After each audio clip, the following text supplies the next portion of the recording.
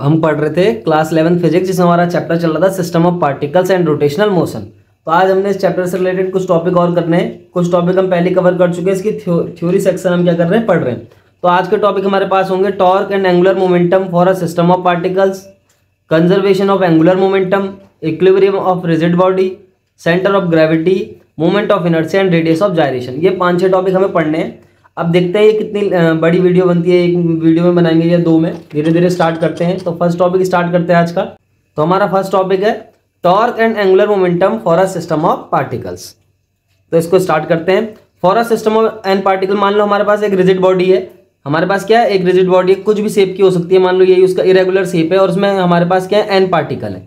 और जो N particle है उनके मास दे रखे हैं m1 m2 m3 dot dot dot dot mn। मान लो इसमें क्या है, एक रिजिड बॉडी है हमारे पास, या फिर हम इसको सिस्टम ऑफ पार्टिकल्स भी बोल सकते हैं, सिस्टम ऑफ एन पार्टिकल्स भी बोल सकते हैं। उनमें हमारे पास मास है m1 m2 और अप टू mn। मतलब पहले पार्टिकल का जो मास है m1 है, सेकंड पार्टिकल का मास m2 है, फिर m3 हो गया। इसी तरीके से एन पार्टिकल जो मास है वो mn है। तो for a system of N particles L equal to, L को हम बोलते हैं कैपिटल L को बोलते हैं एंगुलर मोमेंटम। और एंगुलर मोमेंटम ये इसको हम डिफाइन करते हैं r क्रॉस p। इस तरीके से क्या बोलते हैं, movement of the linear momentum. Movement of the linear momentum is called the angular momentum. तो इस तरीके से L equal to r cross p। ये किसी भी पार्टिकल के एंगुलर मोमेंटम की बात कर रहे हैं हम। अगर हमारे पास कोई आयत पार्टिकल है तो उसका एंगुलर मोमेंटम कुछ इस तरीके से निकल जाएगा, Li equal to r i cross p i। इस तरीके से हम उसको लिख देंगे।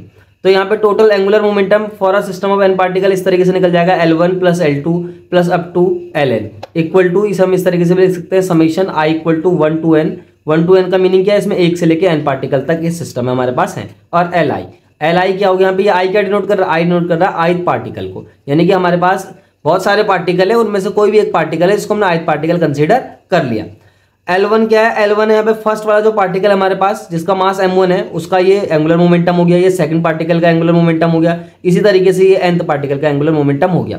और L क्या है, total angular momentum of the system of particles. उसको हम किस तरीके से निकालेंगे, जितने भी हमारे पास पार्टिकल है सबका एंगुलर मोमेंटम निकाला, सबको ऐड कर दिया, सबका वेक्टर सम कर दिया, तो हमारे पास क्या निकल के आ जाएगा, टोटल एंगुलर मोमेंटम। ये जो है यहाँ पे जो बात हो रही है सब वेक्टर सम की बात हो रही है। तो इसके ऊपर आप वेक्टर लगा भी सकते हैं।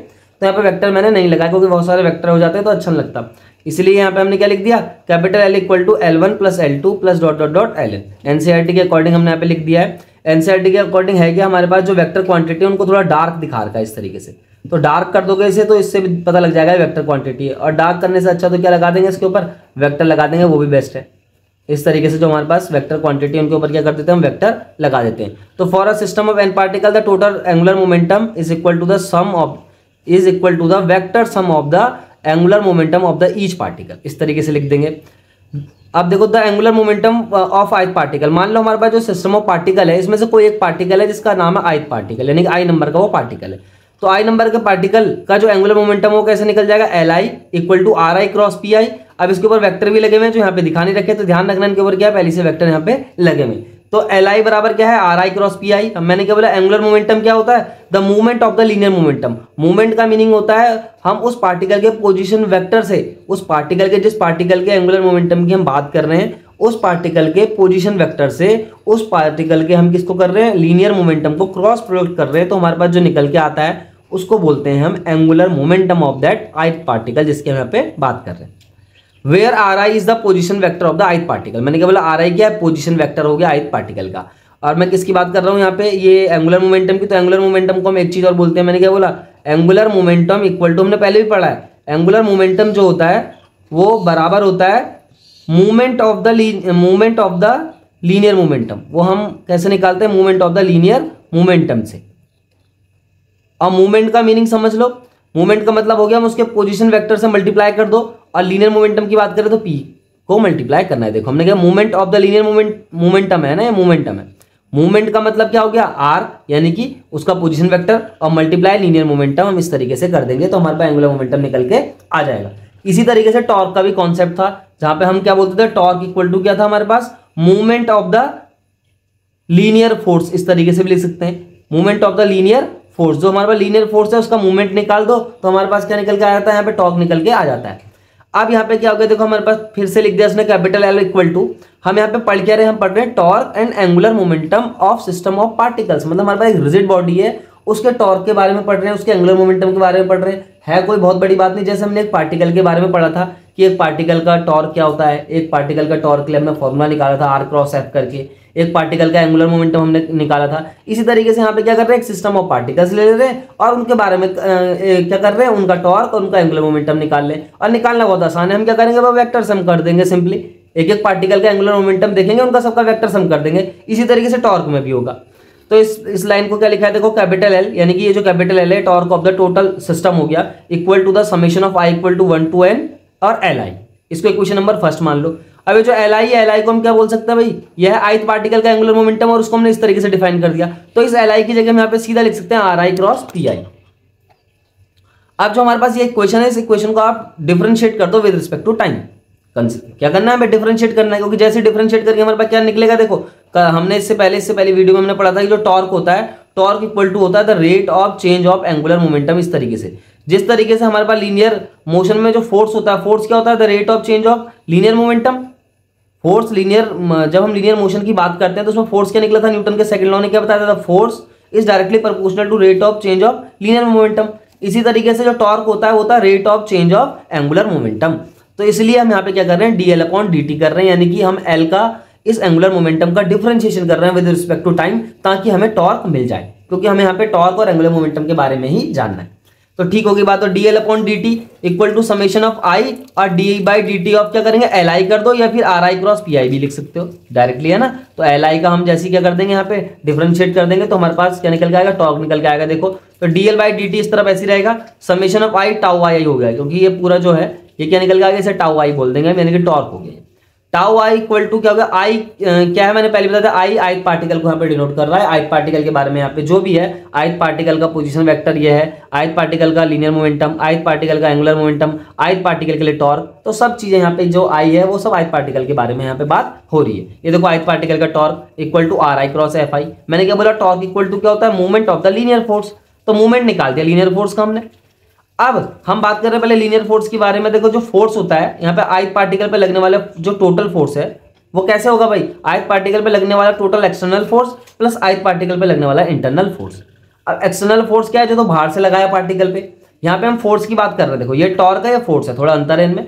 फोर्स जो है लीनियर मोशन तक की काम आता है, टॉर्क जो है वो रोटेशनल मोशन में काम आता है। अब ये क्या है, देखो ये फोर्स है, ये ith पार्टिकल पे लगने वाला टोटल फोर्स है। अब वो किसके सम के बराबर है, उस पार्टिकल पे लगने वाले एक्सटर्नल फोर्स प्लस उस पार्टिकल पे लगने वाले इंटरनल फोर्स के सम के बराबर। अब एक्सटर्नल फोर्स तो ठीक है भाई, बाहर से कोई फोर्स लगाया पार्टिकल पे, वो तो एक्सटर्नल फोर्स हो गया। इंटरनल फोर्स क्या है, इंटरनल फोर्स क्या है, उस ith पार्टिकल पे लगने वाले इंटरनल फोर्स का मतलब है उस ith पार्टिकल के चारों तरफ और भी पार्टिकल होंगे। हमें पता है एक रिजिड बॉडी है, एक रिजिड बॉडी है तो उसमें बहुत सारे पार्टिकल हैं। तो एक ith पार्टिकल है तो उसके चारों तरफ और भी पार्टिकल होंगे, तो उसके आसपास जितने पार्टिकल हैं उन पार्टिकल के कारण ith पार्टिकल पर जितना फोर्स लग रहा है उसे हम बोलेंगे internal force on the ith particle. और हमेशा याद रखना है, किसी पार्टिकल पे, कोई रिजिड बॉडी के अंदर कोई पार्टिकल है, किसी मैटर के अंदर कोई पार्टिकल है, उस पर लगने वाला जो टोटल इंटरनल फोर्स होता है due to all particles present in the system is always zero. यानी कि इंटरनल फोर्स क्या होता है, किसी भी पार्टिकल पे लगने वाला वो जीरो होता है। तो यहाँ पे हम इस आई इंटरनल को जीरो भी लिख सकते हैं। अभी पहले हम लिखेंगे, देखो टाउ बराबर समेशन ऑफ टाउ आई। ये टाउ क्या है भाई, total torque on the ith particle. External torque भी शामिल हो जाएगा इसमें और इंटरनल टॉर्क भी। देखो torque equal to tau external plus tau internal, यानी कि ith पार्टिकल पे लगने वाला ये एक्सटर्नल फोर्स हो गया और ये हो गया internal force, internal torque. Sorry, किसकी बात हो रही है, टॉर्क की। ith पार्टिकल पे लगने वाला एक्सटर्नल टॉर्क और इंटरनल टॉर्क दोनों को जोड़ देंगे तब जाके ith पार्टिकल पे लगने वाला टोटल टॉर्क निकल के आ जाएगा। लेकिन हमें क्या चीज ध्यान रखनी है, देखो कि टोटल जो इंटरनल टॉर्क होता है वो तो हमेशा जीरो निकल के आता है, क्योंकि एफ इंटरनल भी जीरो होता है। तो यहाँ पे total internal torque on the ith particle will be zero, और केवल जो dl बाई dt बचेगा वो बनेगा टाउ एक्सटर्नल। यानी कि हमारे पास इस dl बाई dt की जगह इस जो हमारे पे यहाँ पे था, यहाँ पे केवल टाउ एक्सटर्नल बच जाएगा, क्योंकि टाउ इंटरनल तो क्या है, जीरो है। तो यानी कि ये हो गया हमारे पास, क्या निकल के आया, देखो ये बहुत आसान सी बात है। जैसे हमने यहाँ पे पढ़ा कि tau equal to dl by dt था, एक सिंगल पार्टिकल के लिए हमने पढ़ा था कि the rate of change of angular momentum for any particle is equal to the torque acting on it. इसी तरीके से यहाँ पे हमने सिस्टम ऑफ पार्टिकल के बारे में जाना। सिस्टम ऑफ पार्टिकल में क्या है, बस हम एन पार्टिकल कंसीडर कर लेते हैं, सबके अलग अलग मास ले लेते हैं, सबकी अलग अलग एंगुलर वेलोसिटी ले लेंगे, सबकी अलग अलग क्या ले लेंगे, एंगुलर मोमेंटम ले लेंगे, एंगुलर टॉर्क ले लेंगे, और उस हिसाब से क्या निकल जाएगा हमारे पास, टॉर्क भी निकल जाएगा और एंगुलर मोमेंटम भी निकल जाएगा। अब ये जो फॉर्मूला निकल के आया, ये फॉर्मूला है तो वही, लेकिन सिंपल है, लेकिन ये बस बात यह है कि सिस्टम ऑफ पार्टिकल के लिए हो गया। अब हम इसको किस तरीके से एक्सप्लेन करेंगे, देखो, the time rate of the total angular momentum of a system of particles about a point, जिसको हमने ओरिजिन कंसीडर किया है, is equal to the sum of the external torques acting on a system taken about the same point. देखो उसने बोला same point के about, यानी कि ओरिजिन के अबाउट ही यहाँ पे इस पॉइंट को, यानी कि इस सिस्टम को ओरिजिन के अबाउट ही लेना है। यानी कि जब हम एंगुलर मोमेंटम ले रहे हैं, टॉर्क ले रहे हैं किसी भी पार्टिकल का, यानी कि हमें सिस्टम ऑफ पार्टिकल जो भी हमारे पास यहाँ पे है, यहाँ पे बहुत सारे उस पार्टिकल में क्या है, मतलब उस सिस्टम में क्या है, बहुत सारे पार्टिकल हैं, और उन सब पार्टिकल का जो हमने एंगुलर मोमेंटम लेना है, जो टॉर्क लेना है, वो सब एक ही पॉइंट के अबाउट लेना है। अब वो एक ही पॉइंट होना चाहिए किसके लिए, देखो जिस पॉइंट के अबाउट हम एंगुलर मोमेंटम ले रहे हैं, उस पॉइंट के अबाउट ही हम क्या लेंगे, उसका टॉर्क भी लेंगे। याद रखना है इस चीज का, तो तभी जाके ये वाला फॉर्मूला क्या होगा, बिल्कुल वैलिड होगा। तो इसलिए उसने लिखा है the time rate of the total angular momentum of a system of particles about a point is equal to the sum of the external torques acting on the system taken about the same point. उसी point के about angular momentum भी लेना है और उसी point के about हमें torque भी लेना है, तब जाके फॉर्मूला बिल्कुल वैलिड हो जाएगा। तो ठीक है, tau external equal to DL by D T हो गया, यानी कि टाउ एक्सटर्नल का मतलब हो गया टॉर्क एक्सटर्नल, यानी कि देखो, और ये क्या हो गया, डीएल बाई डी टी, इसका मतलब है the rate of change of angular momentum. तो क्या है इसका मतलब, the rate of change of angular momentum is equal to the total torque acting on a system of particles, या total external torque acting on a system of particles. बस एक चीज का ध्यान रखना है, यहाँ पे जो टॉर्क है और एंगुलर मोमेंटम है, दोनों के दोनों क्या होंगे, एक सेम पॉइंट के अबाउट ही लिए जाएंगे।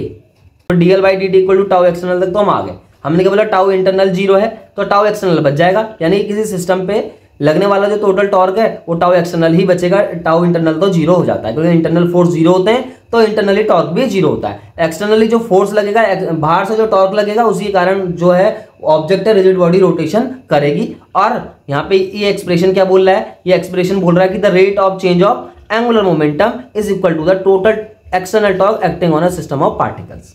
बस एक बात का ध्यान रखना है, जो यहाँ पे एंगुलर मोमेंटम है और टॉर्क है, जो मैंने अभी पहले भी बोला, वो एक सेम पॉइंट के अबाउट ही लिए जाने चाहिए। इसलिए यहाँ पे लिखा है, देखो अभी मैंने पढ़ के बताया, छूट गया था हमारे पास किसमें, वीडियो में छूट गया था, तो हमने दोबारा इसको क्या कर लिया, कैप्चर कर लिया। देखो क्या है, the time rate of the total angular momentum, the time rate of the total angular momentum, मतलब इसकी बात कर रहा है, of a system of particles about a point is equal to the sum of the external torques acting on a system taken about the same point, यानी कि angular momentum और torque दोनों सेम पॉइंट के about ही लेने।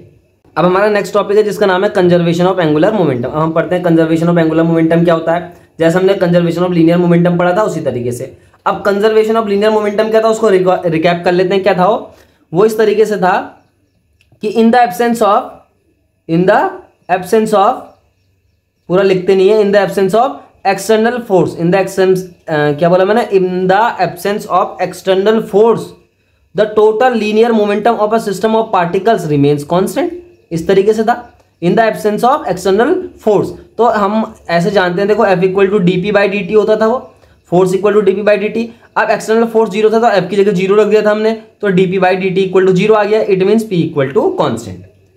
तो इसी तरीके से यहाँ पे भी होगा, देखो it states that if the total external torque on a system of particle is 0, मान लो हमारे पास सिस्टम ऑफ पार्टिकल जो भी है उस पर जो टोटल एक्सटर्नल टॉर्क है वो क्या है, 0, then the total angular momentum of system is conserve. इस केस में टोटल एंगुलर मोमेंटम क्या रहेगा, कंजर्व रहेगा, यानी कि कांस्टेंट रहेगा।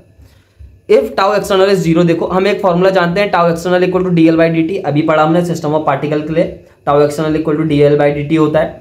अब देखो टाउ एक्सटर्नल 0 है, यानी कि एक्सटर्नल टॉर्क जो है किसी भी सिस्टम ऑफ पार्टिकल पे नहीं लग रहा है यहाँ पे, क्योंकि यही कंजर्वेशन ऑफ एंगुलर मोमेंटम बोलता है। अगर क्या कहते हैं, एक्सटर्नल टॉर्क ना लगे, एक्सटर्नल टॉर्क ना लगे, इसका मतलब टॉर्क इक्वल टू 0, तो डीएल बाई डी टी 0 हो जाएगा। अगर ऐसा हो जाता है, कभी भी हमने पहले भी सीखा है कि डिफरेंशिएशन किसी भी क्वांटिटी का 0 हो जाए, तो वो जो क्वांटिटी होती है वो क्वांटिटी क्या हो जाती है, कांस्टेंट हो जाती है, यानी कि कंजर्व हो जाती है, यानी कि वो क्वांटिटी चेंज नहीं हो रही है टाइम के साथ साथ। इसका मतलब ये है।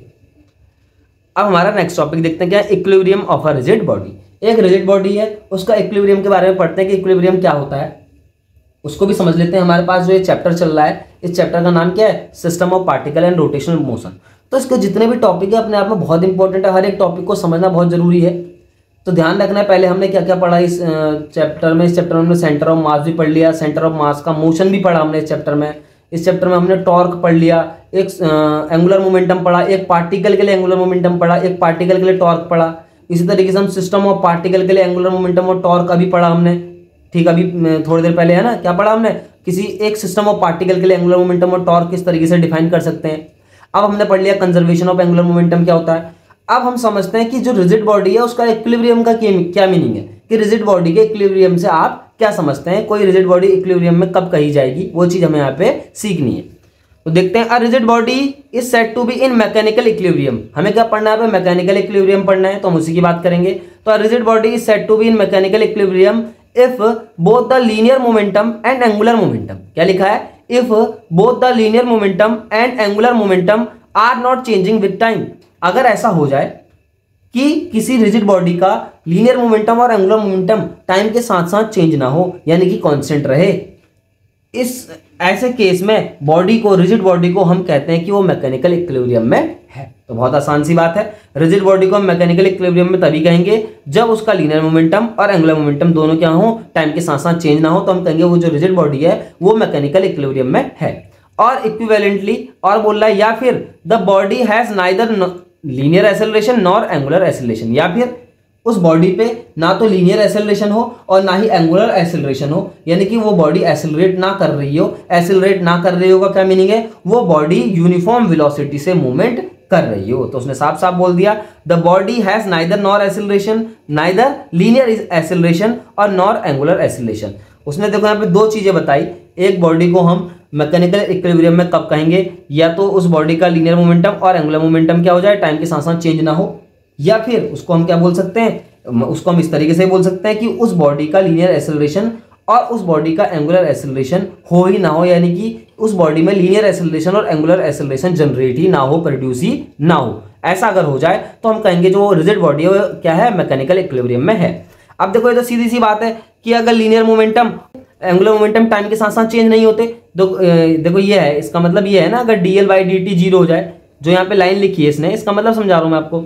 उसने क्या बोला, उसने बोला अगर dl बाई dt जीरो हो जाए, यानी कि एंगुलर मोमेंटम टाइम के साथ साथ चेंज ना हो, यानी कि L इक्वल टू कॉन्स्टेंट हो जाएगा, जैसे मैंने अभी बताया ऊपर, है ना। तो L इक्वल टू क्या हो जाएगा, कॉन्स्टेंट। उसने बोला कि लीनियर मोमेंटम और एंगुलर मोमेंटम दोनों टाइम के साथ साथ चेंज ना हो, तब हम उस बॉडी को क्या कहेंगे, मैकेनिकल इक्विलिब्रियम में कहेंगे। तो देखो ये क्या है, एंगुलर मोमेंटम टाइम के साथ चेंज नहीं हो रहा है भाई, जीरो हो गया, ठीक है, L इक्वल टू कॉन्स्टेंट हो गया। अब उसने क्या लिखा है यहाँ पे कि एंगुलर एक्सेलरेशन भी ना हो उस पे, यानी कि दूसरी लैंग्वेज में उसने दूसरी डेफिनेशन क्या दी मैकेनिकल इक्विलिब्रियम की, कि उस रिजिड बॉडी पे ना तो लीनियर एक्सेलरेशन हो और ना ही एंगुलर एक्सेलरेशन हो।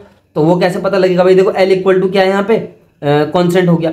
इसी अब L का फॉर्मूला क्या हो जाएगा, देखो हम क्या लिखते हैं, R क्रॉस P, इस तरीके से लिख देते हैं, इक्वल टू कांस्टेंट, यानी कि R cross P equal to constant.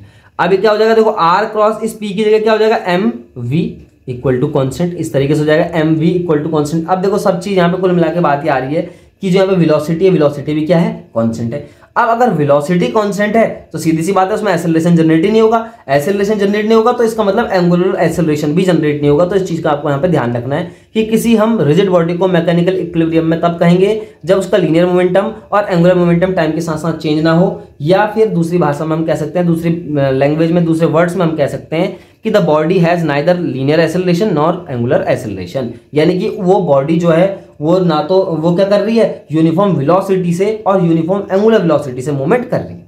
तो ये हो गई हमारी मैकेनिकल इक्विलिब्रियम की बात। अब क्या लिखा है, if total force that is the vector sum of the forces on the rigid body is zero, यानी कि F1 प्लस F2 इस तरीके से Fn इक्वल टू जीरो, इस तरीके से total force on the system is zero, then क्या हो जाएगा, P1 plus P2 plus P3 equal to constant, यानी कि क्या हो जाएगा, यहाँ ये जो हमारे पास एंगुलर मोमेंटम या फिर ये किसकी बात हो रही है, ये तो लीनियर मोमेंटम की बात हो रही है। देखो अगर किसी रिजिड बॉडी की बात हो रही है ना, रिजिड बॉडी का इक्विलिब्रियम पढ़ रहे हैं, अगर रिजिड बॉडी पे लगने वाला टोटल फोर्स जीरो हो जाए, देखो जब एक्सेलरेशन और एंगुलर एक्सेलरेशन दोनों जीरो है, यानी कि जब एक्सेलरेशन जीरो है, जब एक्सेलरेशन क्या है, जीरो है, तो F इक्वल टू ma के अकॉर्डिंग फोर्स भी जीरो आ जाएगा।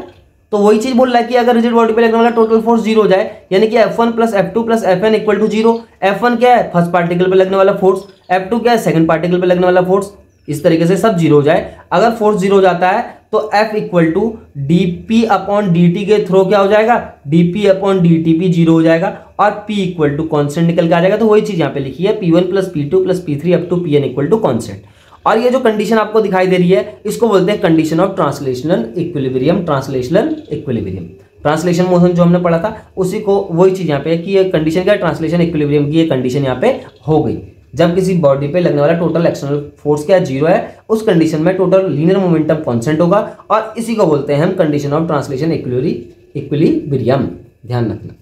अब हमारे पास सेकंड क्या था, total torque, that is the vector sum of the torque on the rigid body is zero. यानी कि अब क्या देखो, टोटल एक्सटर्नल टॉर्क भी जीरो हो गया, तो जैसा हमने total force external force zero लिया, उसी तरीके से टोटल एक्सटर्नल टॉर्क भी जीरो ले लेंगे, क्योंकि मैकेनिकल इक्विलिब्रियम होने के लिए क्या है भाई, टोटल हमारे पास एक्सेलरेशन जीरो है और एंगुलर एक्सेलरेशन भी जीरो है। एक्सेलरेशन जीरो है तो फोर्स जीरो हो जाएगा, एंगुलर एक्सेलरेशन जीरो है तो टॉर्क जीरो हो जाएगा, क्योंकि टॉर्क जनरेट होगा एंगुलर एक्सेलरेशन से। तो टॉर्क इक्वल टू जीरो मतलब tau one plus tau two up to tau n equal to zero. या फिर हम इसको इस तरीके से भी लिख सकते हैं जैसे मैंने बताया, L1 plus L2 up to Ln equal to constant. ये कहाँ से निकल के आया भाई, हम अच्छे जानते हैं tau equal to DL by dt होता है। अब टॉर्क तो जीरो हो गया भाई, तो DL बाई dt भी जीरो हो जाएगा, यानी कि L इक्वल टू क्या हो जाएगा, कॉन्स्टेंट हो जाएगा। तो इसको बोलेंगे हम कंडीशन ऑफ रोटेशनल इक्विलिब्रियम। ध्यान रखना है, जैसे इससे पहले हमने पढ़ा कंडीशन ऑफ ट्रांसलेशनल इक्विलिब्रियम, इसी तरीके से ये था कंडीशनल ऑफ रोटेशनल इक्विलिब्रियम। तो ये था हमारे पास रिजिड बॉडी का इक्विलिब्रियम, जिसको हमने इस तरीके से समझ लिया। ध्यान रखना है, देखो ये जो हमारे पास थ्योरी सेक्शन है समझने के लिए अच्छा है, इसको समझना है। बाकी इससे रिलेटेड कोई इतना खास न्यूमेरिकल आता नहीं है। हमारे पास जो न्यूमेरिकल आएगा एक पार्टिकल के लिए आता है ज़्यादातर, लेकिन आपको रिजिड बॉडी के बारे में भी समझना है कि रिजिड बॉडी किस तरीके से बिहेव करती है।